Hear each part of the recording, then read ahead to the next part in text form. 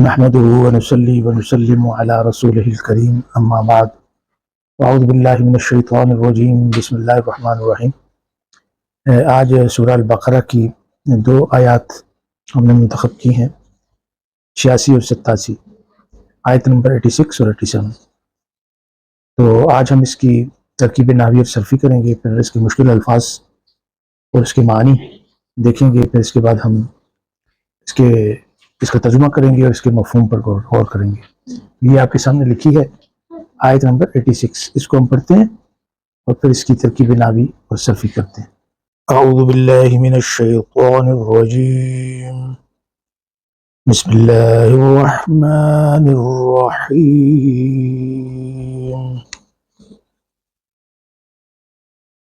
اولئک الذین اشتروا الحیاة الدنیا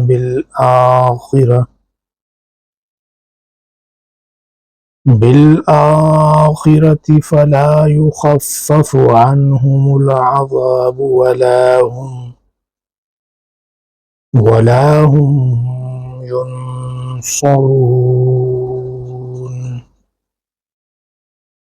اس کی ابتدا ہو رہی ہے اولئک سے، اور آپ کو پتہ ہے کہ اس میں اشارہ ہے جو جمع مذکر کے لیے بھی استعمال ہوتا ہے اور جمع مؤنث کے لیے بھی استعمال ہوتا ہے، اور دور کا اشارہ ہے، مبنی ہے اور محلن مرفوع ہے چونکہ مبتدا واقع ہو رہا ہے۔ الذین اس میں موصول ہے، مبنی ہے اور محلن مرفوع ہے چونکہ یہ خبر ہے مبتدا کی۔ اور یہ جو جملہ ہے اولئک الذین اشتروا، اس کو ہم کہیں گے کہ یہ جملہ استئنافیہ ہے۔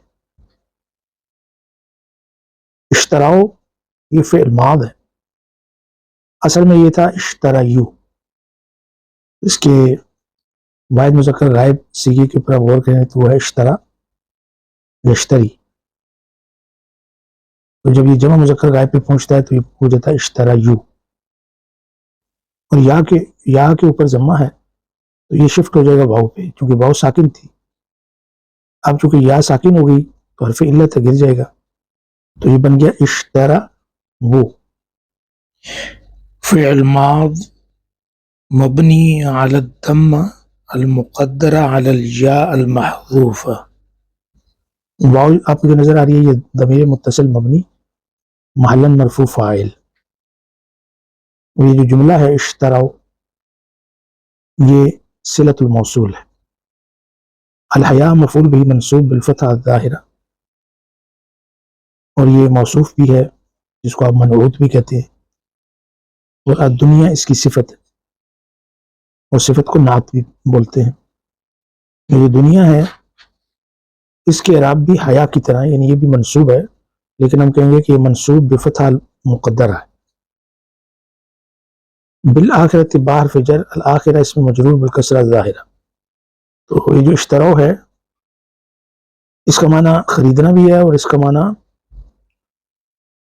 ریپلیس کرنا بھی ہے، اسی لیے الآخرہ کے ساتھ با لگا کہ انہوں نے آخرت چھوڑ دی اور اس کے بدلے میں دنیا کی زندگی کو لے لیا۔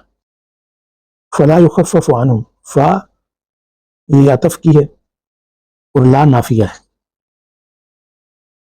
یخفف فعل مضارع مبنی للمجہول ہے، یہ پیسو وائز۔ خفف یخفف تخفیف باب تفعیل سے، تو اس کو ہم کہیں گے فعل مضارع مبنی للمفعول اور مرفوع بالضمہ ظاہرہ ہے۔ عنہم جار و مجرور ہے، اور یہ کس کے متعلق ہے؟ یخففو کی۔ العذاب نائب فاعل ہوگا، نائب فاعل مرفوع بالضمہ الظاہرہ، اور یہ جو جملہ ہے لا یخفف عنہم العذاب یہ معطوف ہے پچھلے جملے پہ جو کہ صلۃ الموصول تھا، اس لیے ہم کہیں گے لا محل لہا من الاعراب۔ پھر آگے جو واو ہے وہ عطف کی ہے، لا کیا ہے؟ حرف و نفی للتوکید یعنی نافیہ ہے۔ ہم ضمیر منفصل مبنی محلن مرفوع مبتدا، ینصرون فعل مضارع مبنی للمجہول مرفوع بثبوت النون، واو ضمیر متصل مبنی محلن مرفوع نائب الفاعل. واو کیا ہے؟ نائب الفاعل. اور یہ جملہ ینصرون یہ محلن مرفوع ہے، خبر ہے مبتدا کی. ہم مبتدا تھا نا، تو یہ اس کی خبر ہے پورے کا پورا جملہ. اور ولا ہم ینصرون یہ پورے کا پورا جملہ معطوف ہے اپنے پچھلے جملے پہ، تو ہم کہیں گے لا محل لها من الاعراب. اس کی مشکل الفاظ دیکھیے. اولئک کا اس میں اشارہ ہے، اس کا معنی ہوتا ہے وہ لوگ. اشترا یشتری کا مطلب ہوتا ہے خریدنا، اور یہاں پہ اس کے معنوں کے اندر ایک اور معنی ہے، یعنی ریپلیس کرنا، بدلنا، کوئی چیز کسی دوسری چیز کے بدلے میں لے لینا. الحیات دنیا کا مطلب دنیاوی زندگی، آخرت آخرت ہے. خففا یخفف تخفیف اس کا مطلب ہے کم کرنا. عذاب کا معنی ہے عذاب، اور نصر ینصر کا مطلب ہے مدد کرنا، اور جب یہ پیسو بنے گا تو مدد کیا جانا اس کا معنی ہوگا. اب اس کا ترجمہ کیا ہوگا؟ یہی وہ لوگ ہیں جنہوں نے آخرت کے بدلے دنیا کی زندگی خرید لی، تو ان سے نہ تو عذاب ہلکا کیا جائے گا اور نہ ہی ان کی مدد کی جائے گی. یہ اس کا ترجمہ ہے. ابھی اس آیت مبارکہ پہ تھوڑا سا غور و خوض کیجیے اور اس کا مفہوم ہم جاننے کی کوشش کرتے ہیں. پہلی تو بات یہ ہے کہ یہاں پہ جو لفظ استعمال ہوا ہے نا اشترا، تو اس کے معنی خریدنے یا بیچنے کے نہیں ہے اس آیت کے پس منظر میں، بلکہ یہاں پہ مجرد ترجیح دینے کی. آدمی جب ایک شے کو قیمت دے کر خریدتا ہے تو اس کو قیمت کے بالمقابل ترجیح دیتا ہے نا. تو ہم یہ کہہ سکتے ہیں کہ یہاں پہ وہ بیع و شراء یعنی خرید و فروخت مراد نہیں ہے کہ جس میں ایک خریدنے والا ہوتا ہے اور ایک بیچنے والا ہوتا ہے، بلکہ محض اس بات کا اظہار مقصود ہے کہ ایک خریدنے والا شخص پیسہ دیتا ہے اور جس چیز کو وہ پسند کرتا ہے، جو اس کی مرغوب ہوتی ہے، اس کو خرید لیتا ہے. تو بالکل اسی طرح ان کفار نے گمراہی کو اپنی ایک مرغوب و محبوب چیز کی طرح پکڑ لیا ہے، یعنی یہ دنیا کے دھوکے میں اس قدر آ گئے ہیں کہ بس ان کو دنیا ہی اچھی لگتی ہے، آخرت کو بھول چکے ہیں. اہل عرب ہر اس موقع پر جب ایک چیز چھوڑ کر دوسری چیز اختیار کی جائے تو وہ کہیں گے اشترا ہو، یعنی ویسے مانا ہوں گے کہ اس کو خرید لیا، مطلب یہ کہ اس کو ترجیح دی. تو قرآن مجید میں کافی جگہوں پر یہ لفظ استعمال ہوا ہے. پھر بعد میں فرمایا کہ فلا یخفف عنہم العذاب ولا هم ینصرون، نہ تو ان کا عذاب ہی ہلکا کیا جائے گا اور نہ ہی ان کی کوئی مدد ہوگی، یعنی نہ تو ان کے ساتھ اندر سے کوئی رعایت کی جائے گی اور نہ باہر سے ان کو کوئی مدد حاصل ہو سکے گی. وہ اللہ کے اس ابدی عذاب میں گرفتار ہو جانے کے بعد امید کے سارے دروازوں کو بند پائیں گے. مبارکہ میں دراصل مسلمانوں کو خصوصاً اور تمام انسانیت کو عموماً خطاب کیا جا رہا ہے اور بتایا جا رہا ہے کہ ان یہودیوں کی حقیقت کیا ہے اور ان کے ان اعمال کا انجام کیا ہے جو وہ کر رہے ہیں. یہ وہ لوگ ہیں جنہوں نے آخرت بیچ کر دنیا خرید لی ہے، لہٰذا نہ ان کی سزا میں کوئی تخفیف ہوگی اور نہ انہیں کوئی مدد پہنچ سکے گی. اب سوال یہ ہے کہ انہوں نے آخرت بیچ کر دنیا کس طرح خرید لی؟ وہ یوں ہے کہ وہ اللہ کا عہد توڑنے پر صرف اس لیے آمادہ ہوئے کہ وہ اپنے دنیاوی مفادات کی خاطر مشرکین کے ساتھ کیے ہوئے عہد کو نبھائیں، اور یہ ایسا عہد ہے جسے نبھانے میں لازماً انہیں اپنے دین اور اللہ کی کتاب کی خلاف ورزی کرنی پڑ رہی ہے. یاد رہے کہ دو دھڑوں میں بٹ کر دو حلیفوں سے معاہدہ کر لینا بنی اسرائیل کا پرانا حربہ ہے. ابھی دیکھیں کہ بنو قریظہ اور بنو نذیر یہ دونوں یہودیوں کے قبیلے ہیں. بنو قریظہ اوس کے ساتھ جا ملتے ہیں اور بنو نذیر جو ہیں وہ خزرج کے ساتھ ملتے ہیں، اور پھر اوس اور خزرج کی جنگیں ہوتی ہیں. تو ان دونوں دھڑوں کے حلیف ہونے کی بنا پر یہ پھر آپس میں بھی لڑتے ہیں. ایسے لوگ ہمیشہ یاری اور چال بازی سے کام لیتے ہیں اور کوشش کرتے ہیں کہ اللہ کے مقابلے میں انہیں انسانوں کی مدد حاصل رہے. وہ اللہ کے عہد و پیمان سے زیادہ انسان کے عہد و پیمان کو اہمیت دیتے ہیں، لیکن ایمان تو انسان کو ہر اس عہد و میثاق کے اندر شامل ہونے سے روکتا ہے جو احکام شریعت کے خلاف ہو اور جس سے اللہ کے ساتھ کیے ہوئے عہد کی خلاف ورزیاں لازم آتی ہوں. کسی مصلحت کی خاطر یا بچاؤ کی کوئی تدبیر اختیار کرنے کی خاطر کوئی ایسا عہد نہیں کیا جا سکتا، کیونکہ بچاؤ اس میں ہے کہ انسان اللہ کے ساتھ کیے ہوئے عہد کی پابندی کرے۔ سب سے بڑی مصلحت یہ ہے کہ انسان اللہ تعالیٰ کے احکام بجا لائے اور اپنے دین کا اتباع کرے۔ تو یہ تھا بنی اسرائیل کا طرز عمل ان کے مصلحین اور انبیاء کے ساتھ۔ اس آیت مبارکہ کی روشنی میں تھوڑی دیر کے لیے ٹھہریے اور سوچئے، یہ آیت کس قدر لرزہ خیز حقیقت کو ہمارے سامنے رکھتی ہے۔ ذرا تصور کیجئے، اولئک الذین اشتروا الحیات الدنیا بالآخرہ، یہ وہ لوگ ہیں جنہوں نے دنیاوی زندگی کو آخرت کے بدلے خرید لیا۔ آخرت وہ ابدی زندگی جو کبھی ختم نہ ہوگی، جنت جہاں نہ موت ہے، نہ غم ہے، نہ بھوک ہے، نہ پیاس ہے، صرف رب کی رضا اور خوشنودی ہے۔ اور دوسری طرف دنیا، چند لمحے، چند سانسیں، فانی آرام، عارضی لذتیں جو آنکھ چھپکتے ہی ختم ہو جاتی ہیں۔ اور انہوں نے دائمی نعمتوں کو بیچ کر، اور انسان کیا کرتا ہے کہ دائمی نعمتوں کو بیچ کر عارضی دنیا کو خرید لیتا ہے۔ کتنے گھاٹے کا سودا ہے، کتنی بدقسمتی ہے۔ یہ دنیا ایک امتحان ہے، یہ ہمیں یا تو جنت کے قریب لے جاتی ہے یا جہنم کی۔ اگر ہم نے اپنی ترجیحات دنیا کے عیش و آرام، مال و دولت، شہرت اور خواہشات پر رکھ دی تو ہم بھی انہی لوگوں میں شمار ہو سکتے ہیں جن پر نہ رحم ہوگا، نہ ان کے لیے کوئی مدد آئے گی۔ آج ہمیں فیصلہ کرنا ہے کہ ہم نے کیا خریدنا ہے، کس کو ترجیح دینا ہے، دنیا کے عارضی فائدے یا آخرت کی ابدی کامیابی۔ یہ دنیا بہت خوبصورت لگتی ہے مگر یہ دھوکہ ہے۔ اللہ تعالیٰ نے سورۃ الحدید میں فرمایا وَمَا الْحَيَاةُ الدُّنْيَا إِلَّا مَتَاعُ الْغُرُورِ، یہ دنیاوی زندگی تو بس دھوکے کا سامان ہے۔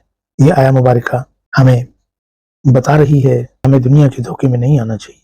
دنیا کی زندگی ایک لمحہ ہے، آخرت ایک ہمیشہ کا سفر ہے۔ تو پھر اپنے عمل سے ہمیں ثابت کرنا ہوگا کہ ہم نے بھی آخرت کو ترجیح دینی ہے۔ ابھی ہم اپنی اگلی آیہ مبارکہ کی طرف چلتے ہیں۔ اعوذ باللہ من الشیطان الرجیم، بسم اللہ الرحمن الرحیم، وَلَقَدْ آتَيْنَا مُوسَى الْكِتَابَ وَقَفَّيْنَا مِن بَعْدِهِ بِالرُّسُلِ وَآتَيْنَا عِيسَى ابْنَ مَرْيَمَ الْبَيِّنَاتِ وَأَيَّدْنَاهُ بِرُوحِ الْقُدُسِ أَفَكُلَّمَا جَاءَكُمْ رَسُولٌ بِمَا لَا تَهْوَىٰ أَنفُسُكُمُ اسْتَكْبَرْتُمْ فَفَرِيقًا كَذَّبْتُمْ وَفَرِيقًا تَقْتُلُونَ۔ دیکھیے کہ اس کی ابتدا ہو رہی ہے واو سے، اور واو جو ہے اس کو ہم کہیں گے حرف استئناف، کہ ایک نیا جملہ شروع ہو رہا ہے۔ لقد، لقد میں جو لام ہے اس کو کہتے ہیں اللام حرف للابتداء یفید التوکید، یہ توکید کے لیے استعمال ہوتا ہے۔ اور قد ہے حرف تحقیق۔ آتینا، آتا، یؤتی، ایتا، یہ پہلے بھی گزر چکا ہے، باب فعال میں سے ہے۔ عطا اس کا ثلاثی مجرد ہے، عطا یاتی، فعل ماض مبنی علی السکون لاتصالہ بضمیر رفع متحرک، کیونکہ اس کے ساتھ ضمیر لگی ہے نا، ضمیر متصل مبنی محلاً مرفوع فاعل۔ موسیٰ مفعول بھی اول اس کو بولیں گے، مفعول بھی اول منصوب بالفتحہ المقدرہ علی الالف للتعذر، جب کوئی حرکت الف کے اوپر مقدر مانی جائے تو اس کو للتعذر بولتے ہیں کہ اس کا پڑھنا مشکل ہے، اور اگر یا کے اوپر ہو تو پڑھا جا سکتا ہے لیکن ثقل کی وجہ سے نہیں پڑھتے۔ تو اس کے بعد تو الف مکسورہ ہے نا، موسیٰ۔ الکتاب مفعول بھی ثان، یہ دوسرا مفعول بھی ہے منصوب بالفتحہ الظاہرہ، اور یہ جو جملہ ہے نا وَلَقَدْ آتَيْنَا مُوسَى الْكِتَابَ، اس کو ہم کہیں گے جملہ استئنافیہ لا محل لہا من الاعراب۔ اچھا، اس کا ایک اور اعراب بھی ہے جو آپ کر سکتے ہیں۔ اس صورت میں آپ کہیں گے کہ وَلَقَدْ میں الواو حرف استئناف ہے، اور لقد میں جو لام ہے اس کو ہم کہیں گے یہ حرف ہے، حرف جواب للقسم، یہ حرف جواب ہے ایک قسم کا جو کہ محذوف ہے، اور قد حرف تحقیق ہے، اور باقی جو ہے اس کی اعراب اسی طرح ہوں گے۔ وقفینا من بعدہ بالرسل، اس میں جو واو ہے وہ عطف کی ہے، قفینا، قفا یقفی تقفیہ، یہ ہے باب تفعیل میں سے، اور اس کا جو ثلاثی مجرد ہے وہ ہے قفا یکفو۔ قفا یکفو کا مطلب ہوتا ہے کسی کے پیچھے چلنا، اور قفا جو ہے یہ گردن کے پچھلے حصے کو بھی بولتے ہیں نا، تو پیچھے چلنے کو بھی قفا یکفو کہتے ہیں۔ قفی فعل ماض مبنی علی السکون، نا ضمیر متصل مبنی محلا مرفوع فاعل، یہ پورا ایک جملہ ہے، یہ معطوف ہے اس کے اوپر آتینا پہ، اور جو آتینا کے اعراب تھے وہ اس کے ہوں گے۔ من بعدہ، من حرف جر ہے، بعد اس میں مجرور بالکسرہ ظاہرہ اور مضاف بھی ہے، ہو ضمیر متصل ہے مبنی ہے محلا مجرور ہے مضاف الیہ، اور یہ جار اور مجرور ایک شبہ جملہ ہے نا، یہ کس کے متعلق ہے؟ قفا یکفو، قفینا کے۔ بالرسل، با حرف جر ہے، الرسل رسول کی جمع مکسر ہے رسل۔ وآتینا عیسی ابن مریم، پھر واو عطف کی ہے، آتینا کے اسی طرح اعراب ہیں جس طرح ہم نے اوپر کیے ہیں، اور عیسیٰ کے اعراب اسی طرح ہیں جیسے موسیٰ کے کیے تھے۔ پھر آگے ابنا، ابنا جو ہے یہ عیسیٰ کی صفت ہے، اس کی نعت ہے، اور اس کو آپ بدل بھی کہہ سکتے ہیں کہ یہ اس کا بدل ہے، اور عیسیٰ مبدل من ہوئے، تو یہ منصوب بالفتح ظاہرہ، منصوب کیوں ہے؟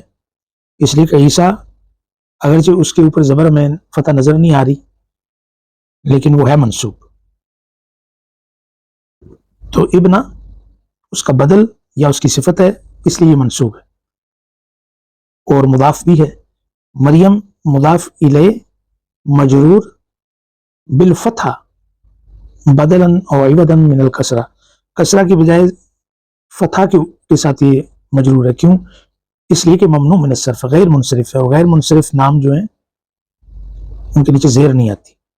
البینات، بینت کی جمع ہے بینات، بینات بینات جمع مؤنث سالم ہے، یہاں پہ بینات مفعول بھی واقع ہو رہا ہے، یہ مفعول بھی ثانی ہے، پہلا کیا کون سا تھا؟ عیسیٰ، تو مفعول بھی ثان منصوب بالکسرہ عوضا عن الفتح، فتح کی بجائے کسرہ پہ منصوب ہے، اور اس کا جواب آپ ضرور دیں گے، یہ کیونکہ جمع مؤنث سالم ہے، اور جمع مؤنث سالم میں نصب اور جر زیر کے ساتھ ہی ہوتے ہیں، کسرہ کے ساتھ ہوتے ہیں۔ وَأَيَّدْنَاهُ، اس میں جو واو ہے عطف کی ہے، اَيَّدَ يُؤَيِّدُ تأیید، یہ باب تفعیل میں سے ہے نا، اس کا مطلب ہوتا ہے سپورٹ کرنا، مدد کرنا۔ أَيَّدْنَاهُ، أَيَّدْنَا فعل ماض مبنی علی السکون، نا ضمیر متصل مبنی محلا مرفوع فاعل، ہو ضمیر متصل مبنی محلا منصوب مفعول به۔ بروح القدس، با حرف جر روح اس میں مجرور بالکسرہ ظاہرہ اور مضاف بھی ہے، القدس مضاف الیہ مجرور بالکسرہ ظاہرہ، اور یہ شبہ جملہ ہے بروح القدس، یعنی جار اور مجرور ہے، یہ متعلق کس کے ہیں؟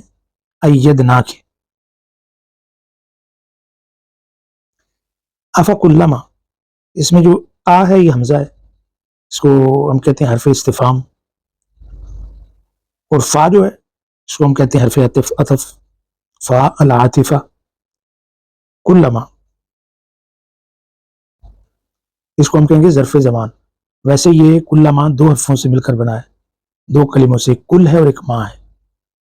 اس میں جو کل ہے اکیلا اگر اس کو آپ دیکھیں تو ہم اس کو کہیں گے کہ یہ ظرف زمان کا نائب ہے، کل، تو اس لیے کہا نا کلّا۔ آپ کو پتا ہے کہ جتنا بھی ظرف ہے جب وہ ظرف ہو کے آتا ہے تو وہ مبنی علی النصب ہوتا ہے، منصوب ہوتا ہے نا، اور اس میں جو ماں ہے اس کو کہیں گے ماں المستریہ، تو ماں المستریہ اور کل ان دونوں سے مل کر یہ ظرف زمان ہم اس کو کہہ دیتے ہیں کہ یہ ظرف زمان ہے۔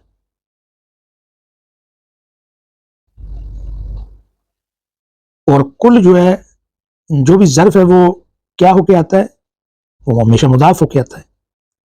تو اس لیے ما جاءکم یعنی ما المصدریہ اگر ہم نے کہا ہے تو پھر یہ مصدر مؤول اس کا جو ہوگا وہ فی محل جر ہوگا کیونکہ وہ مضاف الیہ ہوگا. اگر اس کو کھولا جائے تو ہم کہیں گے کہ وہ اس طرح ہے، کل مجی رسول لکم، اور جاء فعل ماض مبنی علی الفتح، کم ضمیر متصل مبنی محلا منصوب مفعول به. اور ویسے الگ الگ کریں تو دراصل کا ہے وہ ضمیر ہے جس کے اوپر پیش پڑی ہوئی ہے، اور میم جو ہے علامت جمع الذکور. رسول فاعل مرفوع بالضمہ الظاہرہ. اور یہ جو پورا جملہ ہے نا، یہ میں نے پہلے جیسے کہا ہے کہ جاءکم رسول، تو یہ محل جر ہے اور اضافت کی وجہ سے ماں جو کل ماں ہے. اور اگر اس کو الگ الگ کر کے پڑھیں گے تو پھر آپ کہیں گے کہ کل جو ہے یہ ظرف زمان ہے اور ماں اس میں موصول ہے، مبنی ہے اور محلاً مجرور ہے، کیونکہ یہ کل جو ظرف تھا اس کا مضاف الیہ ہے. بے ماں تو بے ہے حرف جر اور ماں اس میں موصول مبنی محلاً مجرور چونکہ اس کے پیچھے با ہے. لا تہوا، لا حرف نفی ہے، تہوا فعل مضارع مرفوع بالضمہ المقدرہ علی الالف للتعذر. اور اس کا جو ماضی ہے وہ ہے حویہ یا ہوا، مطلب اس کا ہوتا ہے خواہش کرنا. اور اگر ہو ہوا یا ہوی تو پھر اس کا مطلب ہوتا ہے گرنا. انفسکم، انفس فاعل مرفوع بالضمہ الظاہرہ، اور کم وہی ہے ضمیر ہے متصل ہے مبنی اور محلاً مجرور کیونکہ مضاف الیہ ہے. اس کے بعد ہے استکبرتم. استکبرتم کو آپ کو کیا کہیں گے؟ فعل ماض مبنی علی السکون، اور تم ضمیر ہے متصل ہے مبنی اور محلاً مرفوع ہے فاعل. اور یہ جو پورا جملہ استکبرتم ہم یہ کہیں گے کہ یہ لا محل لہا من الاعراب، کیونکہ یہ جواب شرط غیر جازم ہے. اور آپ نے کہا تھا نا کہ ظرف ہے کلما، تو جو کلما ہے وہ اس کے جواب میں یہ آیا نا، تو یہ جواب شرط غیر جازم ہے. یہ جو جملہ تہوا یہ صلۃ الموصول ہے ماں کا لا محل لہا من الاعراب. ففریقاً اس میں جو فا ہے وہ استئنافیہ ہے، فریقاً مفعول بھی مقدم بولیں گے، مفعول بھی مقدم منصوب. کذبتم فعل ماض مبنی علی السکون، اور تا جو ہے وہ ضمیر متصل ہے مبنی محلاً مرفوع فاعل، اور میم علامت جمع الذکور ہے. پھر آگے واو ہے عطف کی ہے، اور فریقاً کا وہی اعراب ہوگا یعنی مفعول بھی مقدم. اور تقتلون فعل مضارع مرفوع بثبوت النون، اور واو ضمیر متصل مبنی محلاً مرفوع فاعل. اور یہ جملہ معطوف ہے کس پہ؟ کذبتم.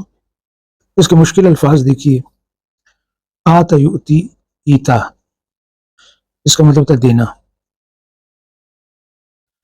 کفا یکفی، اس کا مطلب ہوتا ہے بھیجنا، پیچھے پیچھے بھیجنا. بینات، بینتن کی جمع ہے، اس کا مطلب ہوتا ہے کھلی نشانیاں. ایید یؤید تأیید، اس کا مطلب ہوتا ہے سپورٹ کرنا، مدد کرنا. روح القدس سے مراد حضرت جبریل امین. کلما جب کبھی، عربی میں کہتے ہیں جب کبھی. ہوا یا ہوا خواہش کرنا، اور حویہ یا ہوا گرنا. استکبرتم غرور کرنا، استکبرا یستکبر استکبار غرور کرنا. فریق گروہ جماعت. کذب یکذب تکذیب جھٹلانا. یہ اس کے مشکل الفاظ تھے. تو اس میں جو روح القدس ہے جس کا معنی ہے پاک روح، اس سے مراد علم وحی بھی ہے، اور جبریل امین خود بھی ہیں جو وحی کا علم لاتے تھے، اور اس سے مراد حضرت عیسیٰ علیہ السلام بھی ہو سکتے ہیں کہ آپ کو بھی ایک پاکیزہ روح کہا گیا اور اللہ تعالیٰ نے آپ کو قدسی صفات بنایا تھا۔ تو روشن نشانیوں سے مراد وہ کھلی کھلی علامتیں ہیں جنہیں دیکھ کر ہر سچا انسان حق کو پہچانتا ہے اور وہ جان سکتا ہے کہ حضرت عیسیٰ اللہ کے نبی ہیں۔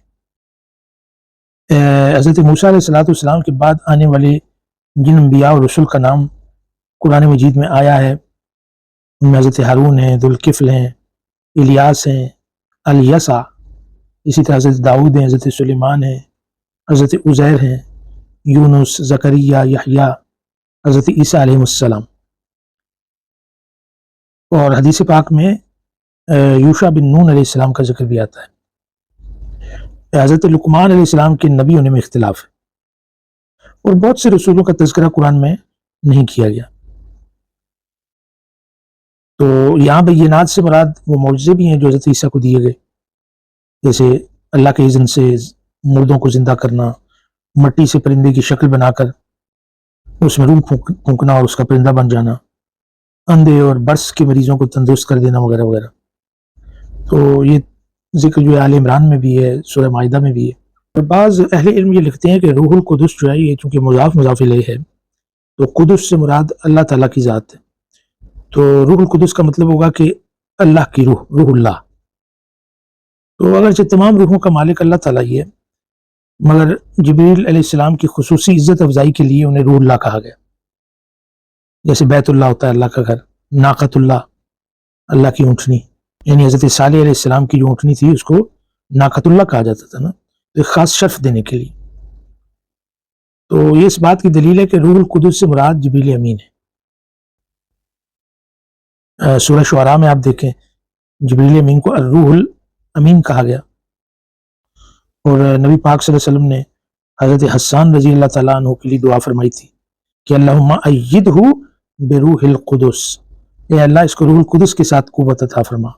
اور ایک اور حدیث پاک میں آتا ہے کہ نبی پاک صلی اللہ علیہ وسلم نے بنو قریظہ سے جب جنگ لگی تو حضرت حسان کو فرمایا کہ اخرج المشرکین فإن جبریل معک، مشرکین کی ہجو کرو کہ یقیناً جبریل تمہارے ساتھ ہے۔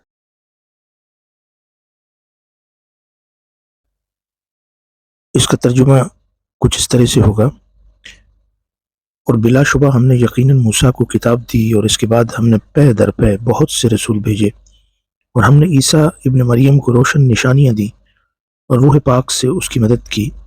تو کیا جب کبھی تمہارے پاس کوئی رسول اس چیز کے ساتھ آیا جو تمہارے دل نہیں چاہتے تھے، تم نے تکبر کیا، چنانچہ کسی گروہ کو تم نے جھٹلایا اور کسی کو قتل کر دیا۔